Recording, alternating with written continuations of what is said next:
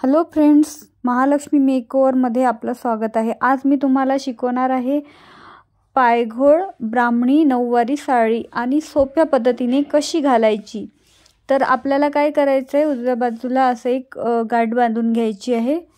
त्याच्यानंतर आपण दोन पायाच्या मधोमधून थोडासा भाग काढून असं वरती करून घ्यायचं आहे। हे पातळ आहे नऊवारी, याच्यावरती मी तुम्हाला सांगत आहे। तर इथे पिन अप करून घ्यायचं आहे, एक पिन लावून सेट करून घ्यायचं आहे। त्याने काय होते की म्हणजे निघत नाही पदर जो असतो तो। हे खूप सोप्या पद्धतीने मी सांगत आहे। तर आपण असं पातळ घ्यायचं एक छान, ज्याचे काठ वगैरे व्यवस्थित असले तर नऊवारी हे खूप सुंदर दिसते। याच्यानंतर मी काय करते, पदर करून घेत आहे। पदर केल्यानंतर दोन पायाच्या मधोमधून पदर घ्यायचा आहे आणि असं ओढून घ्यायचा आहे। तर पूर्णतः हा पदर मी घेतलेला आहे, त्याला पूर्णतः असं ओढून घेणार आहे।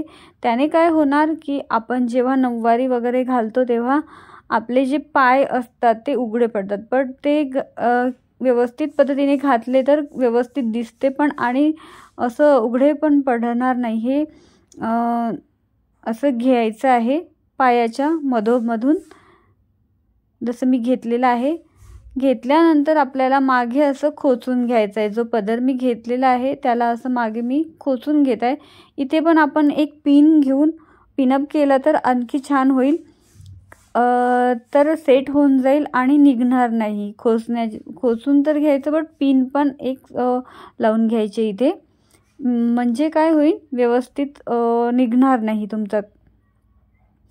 असं केल्यानंतर याच्यानंतर आपण येथे काय करणार आहोत, असं पूर्णतः पदर हा मागून पुन्हा हातावरती घ्यायचा आहे।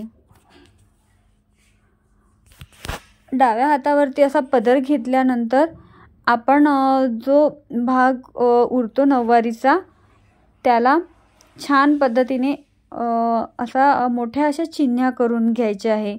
जेणेकरून काय होते, जेव्हा आपण नऊवारी घालतो, बघत आहे तुम्ही मागून असं आलेलं आहे। याच्यानंतर आता मी इथे चिन्ह्या करत आहे, मोठ्या मोठ्या करायच्या आहे नऊवारीच्या। आपण साडीच्या जसे चिन्ह्या करतो तशा नाही करायच्या, थोड्या मोठ्या असतात। ब्राह्मणी पातळ आपण जेव्हा घालतो तेव्हा अशा थोड्या मोठ्या चिन्ह्या दिल्या तर आणखी छान असं व्यवस्थित पातळ होते आणि खूप सुंदर असं लुक येते।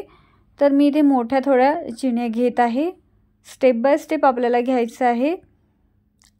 नऊवारी हे पातळ थोडं साडीपेक्षा मोठं असतो, तर याच्या चिन्ह्या भरपूर पडतात।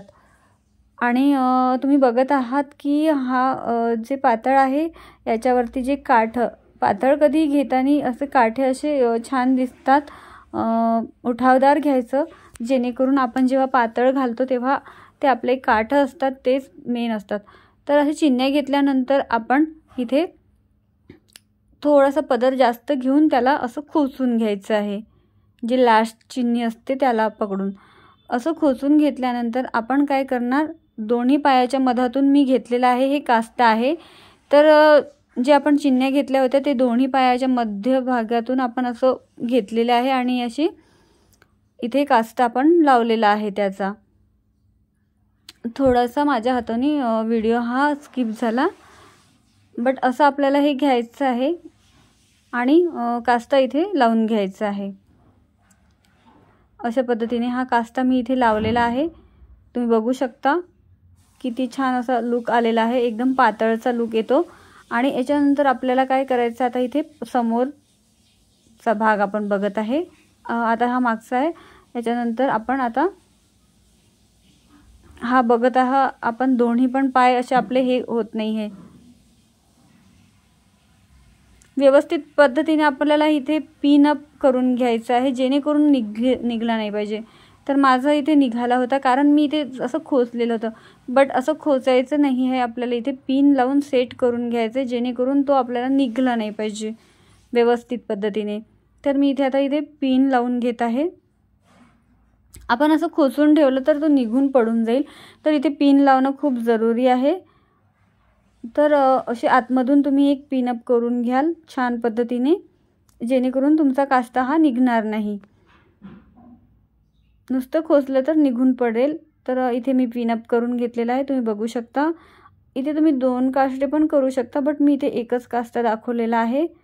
आणि तुम्ही बघत आहात दोन्ही पाय बघून राहिले आहे. इथून कुठेही तुम्हाला हे दिसणार नाही, पाय त्यांचे व्यवस्थित लांब लांब झालेले आहे.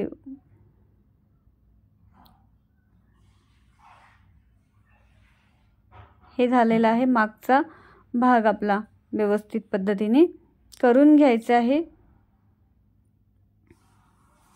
त्याच्यानंतर आपण समोरचा जो भाग असतो तिथे पण पिनअप करून घ्यायचा आहे. मी इथे पिन लावलेली आहे पायाजवळ, दोन्ही पण पायाजवळ लावायचे आहे. आता बघत आहात तुम्ही. आता ह्या मधून काढलेला जो भाग असतो त्याचा आम्ही इथे कास्ता लावलेला आहे. तर हे मधातलं जे होतं ते उचललेलं आहे आणि इथे असं लावून घ्यायचं आहे, खोचून घ्यायचं आहे. जे आपण असं चिन्नी करून याला असं खोचून घेतलं तर खूप छान असं लुक येते. तर तुम्ही बघत आहात. तुम्हाला हे पातळ नऊवारी कसे वाटली मला तुम्ही कॉमेंट्स करून नक्की सांगा.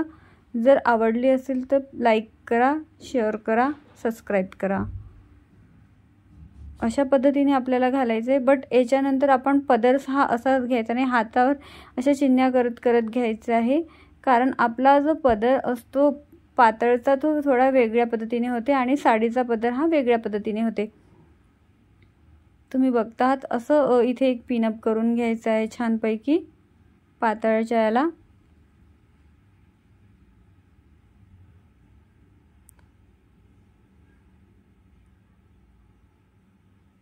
काठ छान असल्यामुळे हे आहे ब्राह्मणी साडी आणि नऊवारीची कशी घालायची मी इथे सांगितलेलं आहे. तर तुम्हाला हा व्हिडिओ कसा वाटला मला नक्की कळवा. इथे पण आपण असं सोडायचं नाही आहे. इथे काय करायचं असं खोचल्याने होत नाही, तर पिन घेऊन असं आपल्याला इथे लावून घ्यायचं आहे. म्हणजे काय होईल आपला तो सेट होऊन जाईल आणि निघणार नाही. अशी एक चिन्नी घ्यायची आहे आणि असं इथे पिन घेऊन लावून द्यायचं आहे.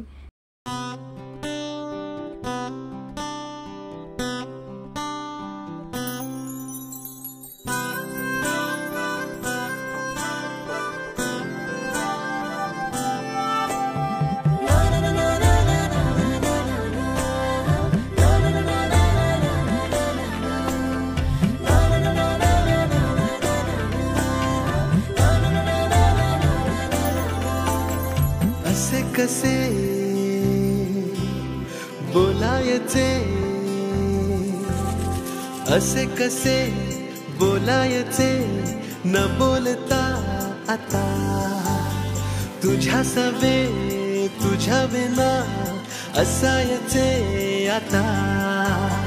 डोळ्यात या रोज तुला जपायचे रे आता.